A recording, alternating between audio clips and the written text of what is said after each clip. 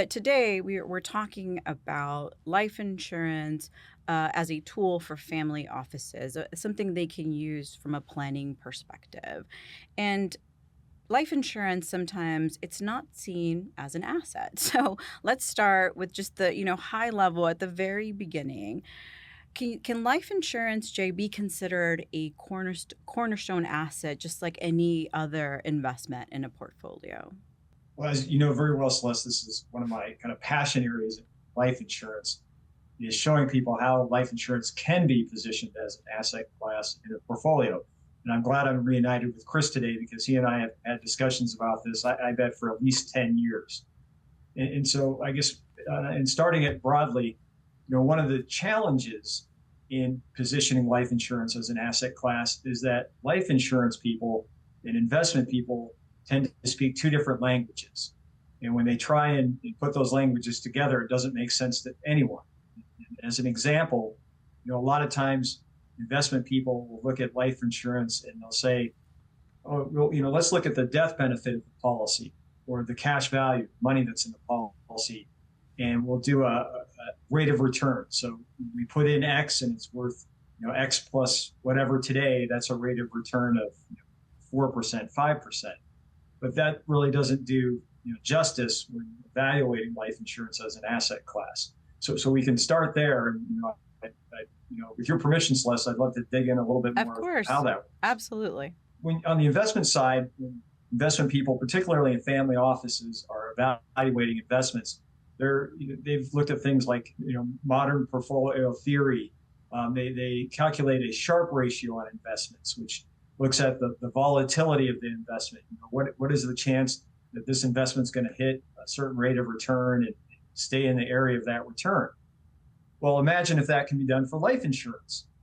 If someone can take a life insurance policy and study, look at it from the attributes of an investment and say, okay, life insurance, what kind of rate of return can we expect from you? What kind of volatility can we expect from a policy? And knowing that, we can then position it in a portfolio. So I'll give you an example. So if we kind of look at whole life, and it can be just about any company's whole life policy, life insurance, particularly a whole life product, has a pretty decent tax-free return, right? You're not paying tax on the growth inside of life insurance, and you don't pay tax on the death benefit.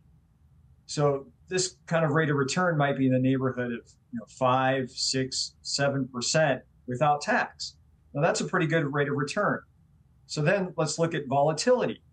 So life insurance is very stable compared to almost any other asset class. If you look, were to do math and look at the Sharpe ratio on life insurance, you'd see that it has a very high probability of very little volatility. So then that allows you to really position it in a portfolio. So at one end, you might have alternatives, things of great risk, hedge funds, that type. At the other end, you'd have municipals, bonds, things that aren't very, I guess maybe the word is sexy, right? They don't really have high rates of return, but they're very stable. Well, you can put life insurance in above that. You can say, look, I'm getting that stability, even more stability from life insurance than I am from bonds and municipals and those kind of, I guess, lower end investments. And that helps with the positioning in the portfolio of life insurance and allows you to move up the risk ladder to other riskier investments. So, I mean, you could get me going for a long time here. I mean, Chris is probably smiling because we do this all the time, but it's been great to see kind of family offices embrace this kind of picture of life insurance in the portfolio and to really treat it as an investment, not just as something used for protection. Absolutely. I mean, that's such a good point as an investment, as a diversification tool. I think that's something that we sometimes struggle with clients to comprehend is that insurance really is an asset. It's an important asset. It's an asset like any other that should be managed and reviewed, that changes, that's dynamic over time. So thank you for sharing that because all of that I think really ties into a lot of what the family office executives, their CFOs, COOs are looking at and doing and trying to manage on the investment side. And looking at life insurance in that space is important for them as well. And Celeste, I should note too, I used whole life as an example there, but even if you used variable products like variable universal life, private placement, that kind of sharp ratio that I discussed, it really doesn't move too much. So along the whole spectrum of life insurance policies, you're going to expect a pretty decent tax-free return.